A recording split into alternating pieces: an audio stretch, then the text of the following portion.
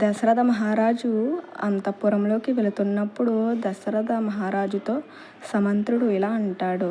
ఓ రాజా, పూర్వకాలంలో ఒకసారి సనత్కుమారుడు ఋషులకు ఇలా చెప్పాడు.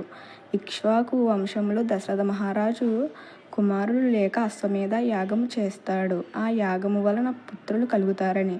కానీ ఆ యాగము ద్వారా పుత్రులు కలగరు. పుత్రకామేష్టి యాగము కూడా చెయ్యాలి.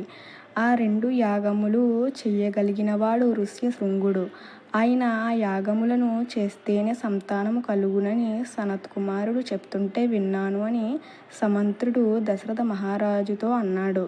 సమంత్రుడు అన్నాడు, ఆ ఋష్యశృంగుడు పక్కనే ఉన్న అంగదేశంలో ఉన్నాడు కాబట్టి మీరు వెళ్ళి ఆయనని తీసుకుని రండి అన్నాడు. అప్పుడు దశరథ మహారాజు, నాకు ఆ ఋష్యశృంగుడు గురించి వివరంగా చెప్పు అంటే సమంత్రుడు ఇలా చెప్పసాగారు. ఆ ఋష్యశృంగుడి గురించి తెలుసుకోవాలంటే పార్ట్ 9లో మీకు వివరంగా చెప్తాను.